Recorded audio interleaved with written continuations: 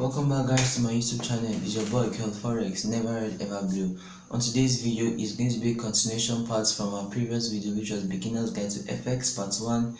So today we're going to be looking at the following topics, which are bulls and bears, brokers, bid and ask price, spread, pips and pipettes, lot size, leverages, equity, margin, free margin and pending orders. Bulls and bears. The market is made up of two trends, which are the uptrend direction and the downtrend direction. The uptrend direction is also known as the bullish direction. Hence, when we say that the market is in a bullish direction, what it simply means, guys, is that the market is currently buying at that particular period of time. That is, the presence of the buyers are much more stronger than the presence of the sellers. And the bulls are simply the buyers in the market that's moved the market to the uptrend direction. Another word for bullish is known as long. Hence when we say that we're about to go long in a particular currency pair, what it simply means is that we are about buying that currency pair. Now the next trend of the market is the downtrend direction. The downtrend direction is also known as a bearish direction. And when we say that the market is moving in a downtrend direction or is moving in a bearish direction, it simply means that the market is currently selling at that particular period of time. That is, the presence of sellers are much more stronger than that of the buyer. The bears are the sellers in the market that's moved this market to the downtrend direction.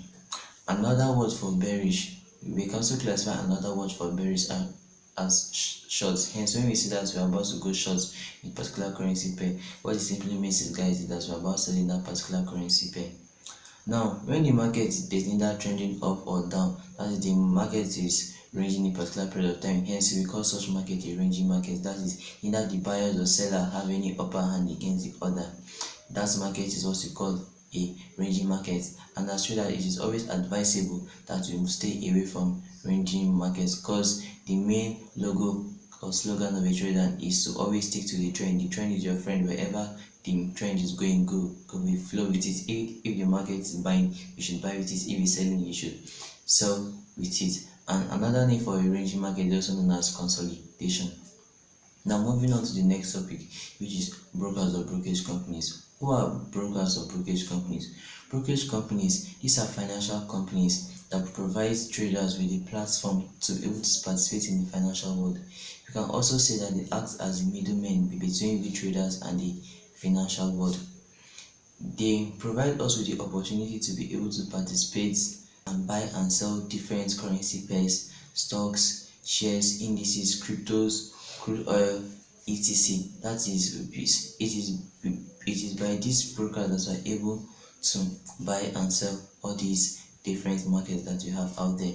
And as a trader, it is expedient that you have a good and proper brokerage companies in order for your trading career to be easy and remarkable.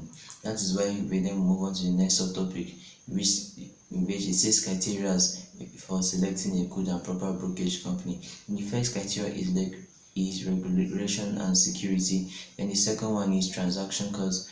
Third one is your deposit and withdrawal method. And the fourth one is your trading platform or your MT4 or MT5. And the fifth one is your execution, while the sixth one is your customer care. Now let us just look into details in each of these 6 criteria. In the first criteria, which is your regulation and security, that is, before choosing a brokerage company, you must make sure that the brokerage company that you're choosing is actually recognized as a legal entity in the country they are currently operating on. Then the second one is transaction costs. When in a brokerage company, it is always recommended that you choose a brokerage company that have low commission charges. That is, their commission charges are low, because when you choose brokerage company that have low commission charges, then it simply helps you to maximize your profits and minimize your losses. But when you choose brokerage company that have high commission rates, what it's going to do, guys, is that it's going to make it to minimize your profits and then maximize your losses. And the third one is the deposit and withdrawal method. You should always go for it that have fast, reliable and quick and safe deposit and withdrawal method. Any deposit where each withdrawal method deposit and withdrawal method usually lasts within 24 hours, then they are good brokerage companies. While any brokerage companies that are withdrawal and deposit method usually last more than 24 hours, those are not good deposit method. Those are not good brokerage companies. And the fourth one, the trading platform, which is the MT5 and MT5. For every brokerage company that you are selecting, you must make sure that they are affiliated and they are connected with the general trading platform, which is MT4 and MT5, to be able to enable you buy and sell the different markets of your choice. Then the fifth one, which is execution. As a trader, it is always best that you go for the brokerage company that have fast and quick execution. There's no delay in the execution, because any trades companies that have slow execution rates, what it simply means, guys, is that it makes traders to be able to enter position late, making traders to enter late entries in position, hence making them to making them to lose more money, which is not right. That is why as a trader you should always go for the brokerage company that offer you quick and fast execution method. Then the last but not the least is customer care, which is the most experienced and important one of all. When selecting a good and proper brokerage company, you should always look for the brokerage company that have the best, safe, and reliable customer care. Because with customer care, you are able to complain and lodge you're able to lodge your complaints when any need arises too. So these are basically the 6 criteria when you are about to select a brokerage company to be able to make your trading career easy and remarkable. But I would personally recommend two of the trading brokers that are, which is XS and HFM, because in XS and HFM they actually have all these 6 criteria which I just listed.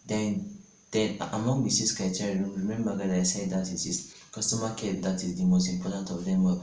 And between these two brokers I just listed, the one that have the most amazing customer care of them all is HFM Nigeria. HFM Nigeria is the most is a broker is a brokerage company that I've seen that has the best customer care ever. And that's why Excellence and HFM Nigeria, these are the two brokerage companies that you should be using, Excellence and HFM Nigeria. So now guys, let's move straight into the next topic, which is bid and ask price. What is bid price? Bid price is simply the selling price of a currency pair, while ask price is simply the buying price of a currency pair. So that is bid price. This is simply the price that is cost you for you to be able to sell a particular currency pair, while ask price is the price that will cost you for you to be able to buy a particular currency pair. Such as the example here, to be able to buy a particular currency pair. So that is basically what ask and bid price is all about. That is, then we'll move on to the next topic, which is spread. Now spread is simply the difference between this bid and ask price, and it is this spread that the brokers charges you for as commission, because it is through this spread that they make their profit. Hence the difference between the bid price and the ask price, it is what is known as spread. And it is this spread, like I said, that the brokers charges as a commission. That's why when we're looking at brokerage company, we say that you should always look for the brokerage company that offer low on commission charges. So that is all about spread, and that is about bid and ask price. That is what you should know about bid and ask price and spread. Now moving on to the next topic, which is pips and pipettes. What is the full meaning of pips? PIP. Pips simply means percentage in profit, or we can also say that it is the unit of measurement of the market. That is, in simpler terms, so we can define pips as the steps or movements of the market. The movement that the markets make is all calculated in pips, and pips is the fourth number in the decimal place of the market price of a currency pair, while the fifth number after the decimal place is the pipettes. And all these applies to all currency pairs except JPY pairs, that is yen crosses, because for yen crosses their pips value is the second number after the decimal place, while their pipettes value is the third number after the decimal place. Now guys, so basically that is all about pips and pipettes, because like I said guys, it is pips that is the measurement of the measurement of the market. It is the step of the market, the same way that you walk per steps. That is the same way that as the market is moving, the market moves in pips. By each step the market moves, that is pip, the movement of the market, the step of the market. Now we then move on to the next topic, which is lot size. What is lot size? Lot size is simply the measure of volume of lot size is simply the measure of volume of a trading capacity of it. It is with lot size that it is through lot size that you are able to determine the amount of money that you make as a trader. Hence the bigger your lot size, the bigger your potential risks and the bigger your potential profits and loss. While the smaller your lot size, the smaller your potential profits and losses. In essence, guys, what it simply means is that it is lot size that determines the amount of money that you make as a trader. Either if you can make big money or little money out of trading, it all depends on the kind of lot size you are using. And there are basically three kinds of lot size, which are the standard lot size, the mini lot size, and the micro lot size. Now, in your MT4, MT5, in your MT4 and MT5, that's your trading platform, they are not represented as standard, mini, and micro. Rather, they are represented in digits, and 1 simply signify standard lot size, 0.1 signifies mini lot size, then 0.01 signifies your micro lot size. So when you go to your MT4 and you have to place a trade of 2 standard, then you are going to simply click on, then you're going to simply type on 2. Then if you want to take a trade of 2 mini lot size, then you're going to simply click on 0.2. That is how it is. Then if it's a trade of 2 micro lot size, then you're going to click on 0.02. Now, in order for you to be able to trade this, in order for you to be able to take a trade on these different kinds of lot size, you need to have, for the standard lot size, you need to have 100,000 units of the base currency. While for that of the mini lot size, you need to have 10,000 units of the base currency. While for that of the micro, you need to have 1,000 units of the base currency. What it simply means, guys, example, let's example, you are trading a currency pair of Euro USD. And in order for you to be able to execute a trade of 1 standard lot size, what it simply means is that you need to have a trading capacity, that is a trading account balance of nothing less than 100,000 euros, which is the base currency. If you want to trade for a mini lot size, you need to have a trading capacity, that is a trading account balance of nothing less than 10,000 euros. Why for that of one micro, you need to have an account balance of nothing less than 1,000 euros. I'm pretty sure, guys, that you're all sure, because that is the kind of money that you need to have just to be able to place lot sizes. Now in lot size, there's what we call profits by each pip movement, profit or loss by each pip movement. That is the amount of money that you make by each pip movement when you use this lot size. For standard lot size, when you use a 1 standard lot size, that means, what it simply means, guys, is that you are either making or losing $10 by each pip movement. That is then if it's for a 2 standard lot size, it simply means it's going to be $20 that you're either making or losing by each pip movement. If it's a 3 standard, then it's going to be $30 by each pip movement that you're either making or losing. If it's 4 standard, it's going to be $40. If it's 5 standard, it's going to be $50, and so on. Then why for the mini lot size, the amount of money that you make or lose by each pip movement when you use when you use 1 mini lot size is $1. Hence, when you use 1 mini lot size, then it simply means, guys, that you're going to be making or losing $1 per each pip movement. Then if it's a 2 mini lot size you use, then it simply means that you're going to be making or losing $2 per each pip movement. If it's 3 mini you use, then it's going to be $3 per each pip movement, etc. Then we'll move on to the next and the final lot size, which is the micro lot size. When you use a 1 micro lot size, the amount of money that you are willing to lose by that are willing to gain or lose by each pip movement is 1 cent for a 1 micro lot size. Then if it's 2 micro lot size, then making or losing 2 cents by each pip movement. If it's 3, it's going to be 3 cents by each pip movement. That is it. So, guys, basically it about lot size. So what I want you to understand, that it is through this lot size that determines the amount of money that that you can make in forex. That is, if you can actually make the big boys money or you can make the small boys money. You will see two different kinds of traders. They can take a particular trade on the same currency pair and they can actually get a take profit of 50 pips. They can all get a they can all get the same take profit of 50 pips, but at the end of the day, one of them made $100,000 while the other made $10. What was the difference? The difference was their lot size. On the same trade, they all took the trade at the same time and they all exited at the same time, but the difference in their money was because of the lot size that they use. Because remember guys, from the onset I said that the bigger your lot size, the bigger the amount of money, the bigger your potential profits and also your potential losses. While the smaller your loss size, the smaller your potential losses and the smaller your potential profit. That is how it works. And so if you want to make money taking forex, then you don't need to use then you don't use small loss size, rather you use big loss size. That is standard loss size. Where you have the where can you use the one standard, two standard, three standard, 100 standard if possible, but we want to use the 100 standard. We are going to be making $1,000 by each people, where you're making or losing $1,000 by each people.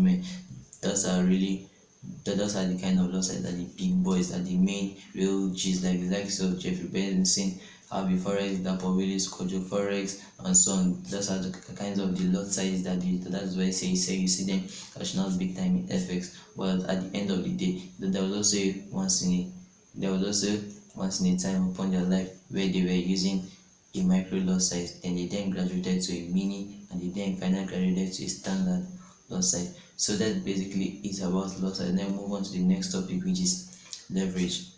What is leverage? Leverage is the amount of money that is being lent to you by your broker to be able to participate in the financial markets. In the financial markets, or you can simply say that it is money that is being borrowed to you by your broker to be able to trade or be able to open a trade. Because remember guys, based on what I explained concerning loss side, then you're going to be able to understand that even just to be able to execute the trade with the smallest loss side, which is a one micro loss side. So you need to have at least 1,000. You need to have 1,000 units of the base currency. That's you need to have, depending on the if it's euro USD, it simply means that you need to have 1,000 euros just be able to take a one micro lot size, whereby each people movement you are going to be making or losing just 1 cent. How can you do this now? That your next question is going to be, how will I be able to even get this $1,000? Well, this is where leverage then comes in place, because remember I said that it is the amount of money that is being lent to you by your brokerage company. That's why your brokers will be able to trade. This is where the advantage of brokerage companies then comes in place.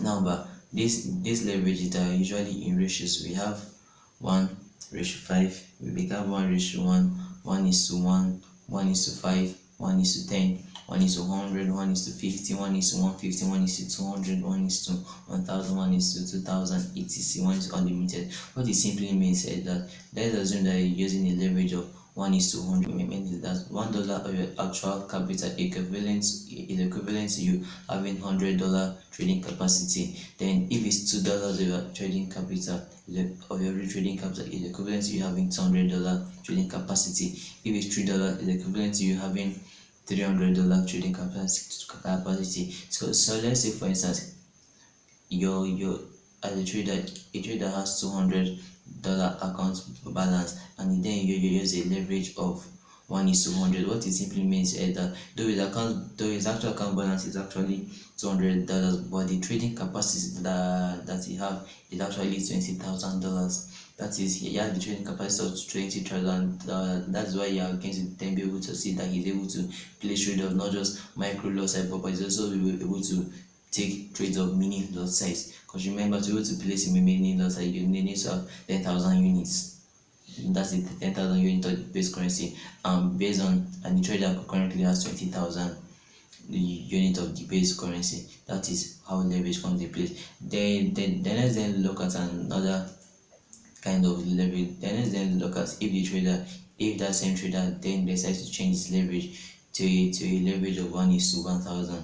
If he decides to change his leverage to a leverage of 1:1,000, what it simply means is that for every single dollar, for every $1 of his actual trading capital, is equivalent to him having $1,000 trading capacity. Hence, for every $2 of his trading capital is equivalent to him having 2,000 of his trading capacity. For every $3 is equivalent to him having 3,000. At the end of the day, his actual balance may be $2,000, but his trading capacity is actually $200,000 trading capacity. Guys, what it simply means is that say with just $200 he's able to execute trades. Say with just $200 he's able to actually execute trades using standard loss size, using one standard loss size. Because remember, using one or two standard loss size. Because remember, I said that to execute a one standard loss size, you need to have 100,000 units of the base currency. So that is how leverage works now. So that is why you can then see that with just that little accounts, with a less amount of $200, but rather he then able to execute trades now that can make him that can be making him $10 by each pip movement. That is how amazing leverage is. It is through this leverage. It's because of this leverage that our brokerage company provides for it. That's why we're able to participate in the financial markets. Now, guys, there are literally three kinds of leverage. We have low risk leverage, we have medium risk leverage, and we have high risk leverage. Low risk leverage is that when you are using a low risk leverage, examples of low risk leverage are simply the one at the likes of 1:1, 1:5, 1:10. Then why that of a medium risk leverage at the likes of 1:50, 1:200.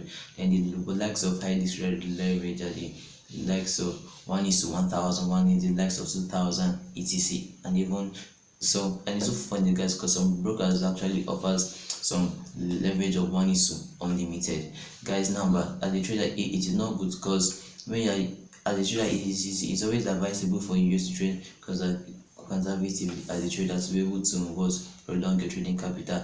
Hence, it's always advisable for you to use a medium risk leverage, that is usually between the range of 1:100 to 1:200, because it doesn't make sense, because there's no sense in you using a high risk leverage 1:2000, 1:1000, 1:5000.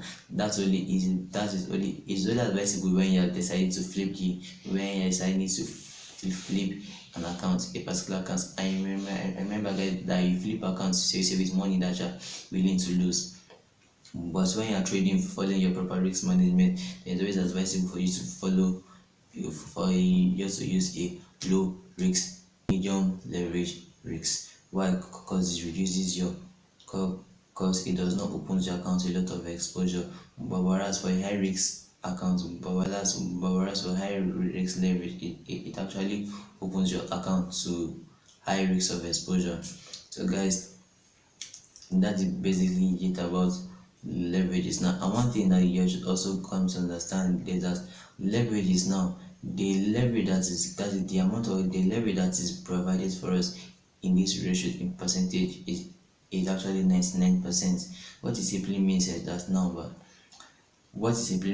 that we traders, when we open a particular trade, that's when we either buy or sell a particular currency, we are then putting one, say we bring 1% of the required amount of money that we are meant to be able to open that trade. Then it is the leverage that is our brokers then provide, then pay the remaining 99% of the required amount, and that 99% is the leverage, which is what we just finished talking about. So, guys, that is basically it about leverage. The next topic is margin, equity, and free margin. So, firstly, guys, what is equity?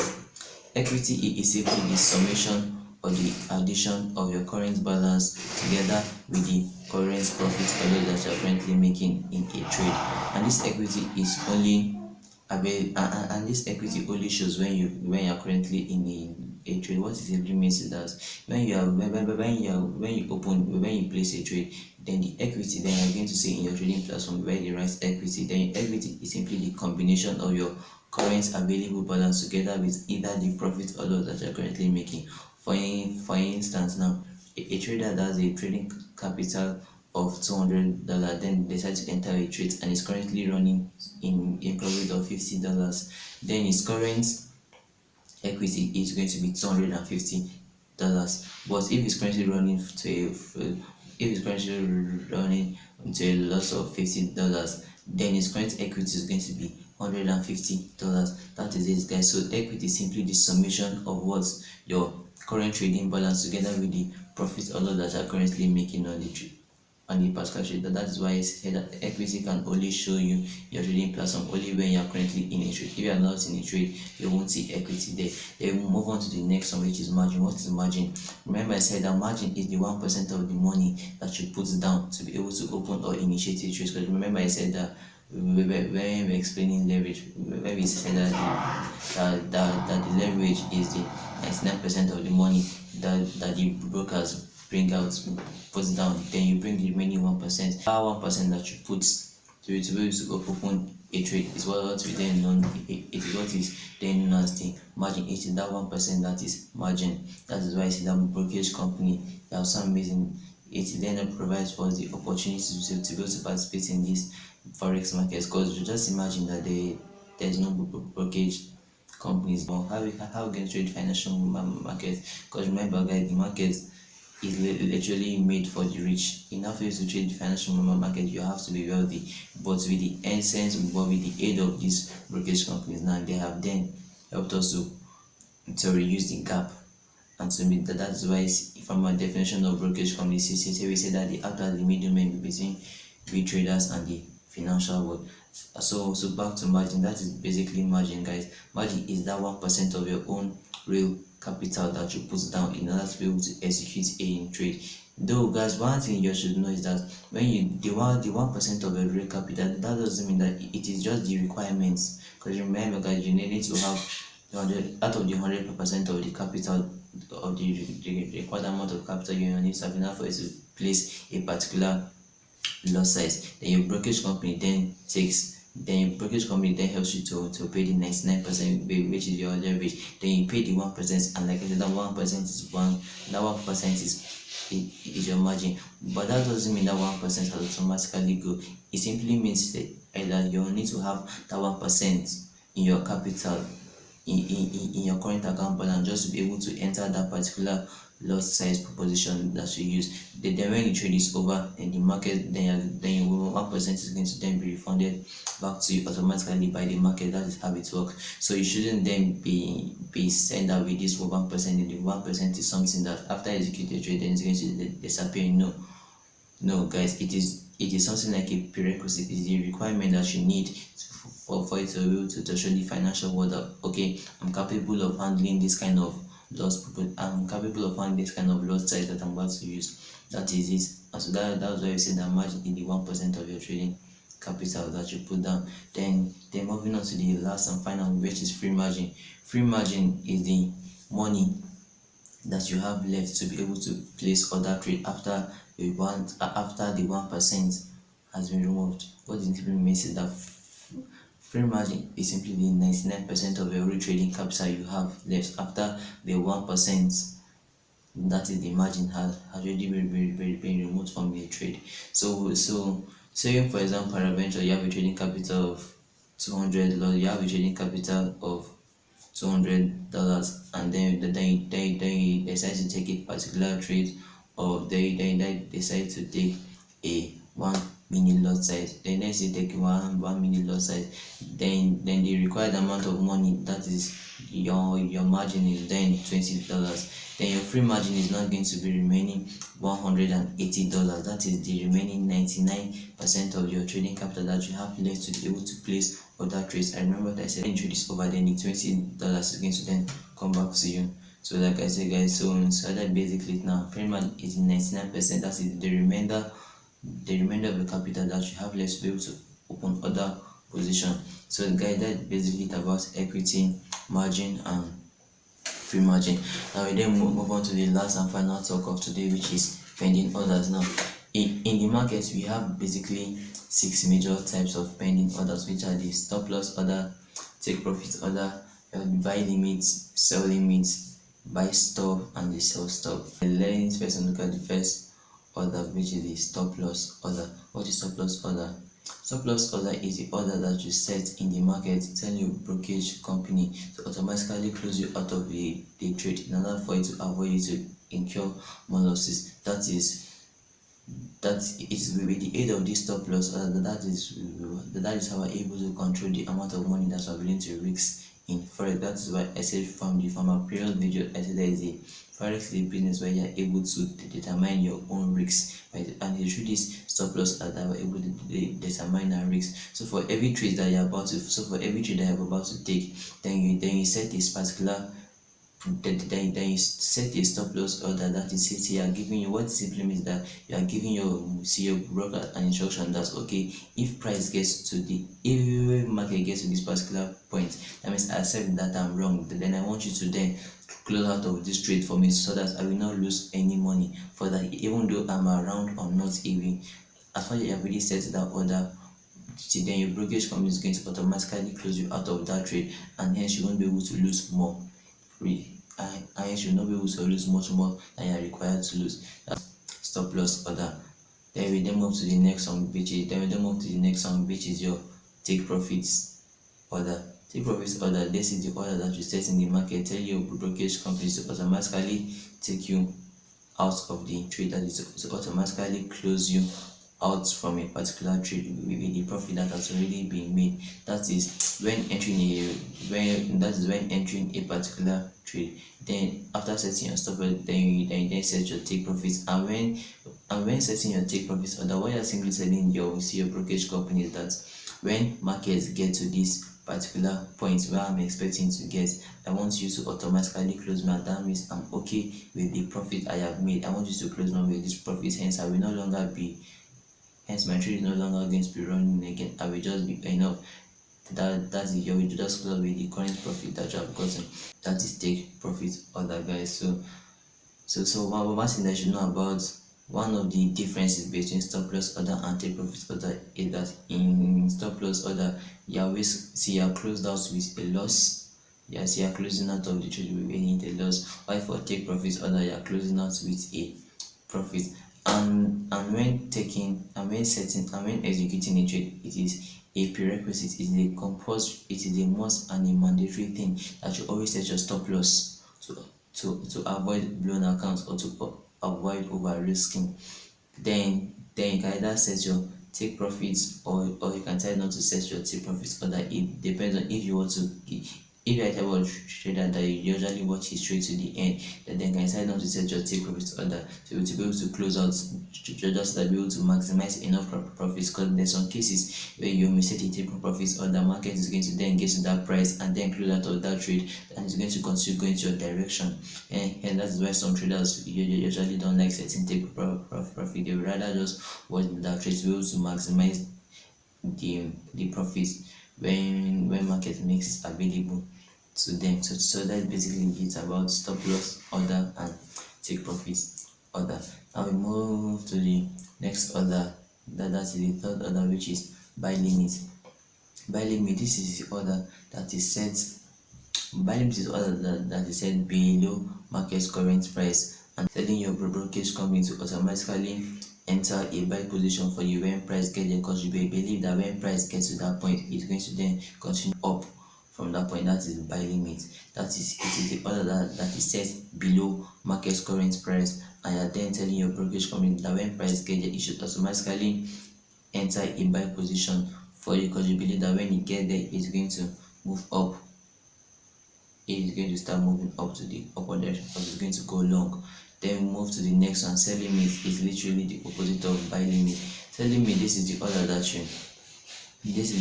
that is placed above market's current price, telling your brokerage company to automatically enter a sell position for you when it reaches when price gets to that particular point, because you believe that when it gets there, it's going to then start going down, that is going to start shorting. That is sell limit. Then we move to the next order, which is your buy stop. Buy stop, this is the order that you set above market current price, telling your brokerage company that when price gets there, it should that when price get there, it should automatically enter a buy position for you, because you believe that when it get there, it's going to continue going upward, it's going to continue moving in upward direction in the upward trend that it has been going to. Then we move to the final order, which is the sell stop. What is sell stop? Sell stop, what is sell stop? Sell stop is the opposite of your buy limit. Sell stop is simply the order that you place below market current price, telling your brokerage company to automatically enter a sell for you when price gets at that particular point, because you believe that when it gets from that point, it's going to keep on going down continually. That is going to continue in the trend. So guys, I think so guys, we have finally come to the end of the general basics in forex. And well guys, I believe that you love this video, and I know that you did. Hence, why don't you just go ahead and like this video, share this video, and don't forget to also subscribe to this channel.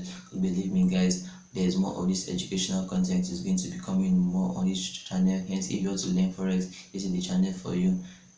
This is the channel for you, and you wouldn't want to miss it. And let's help and grow this channel to 100 subscribers, so that we're going to be able to then be gaining more popularity, to be able to spreading the gospel of forex together.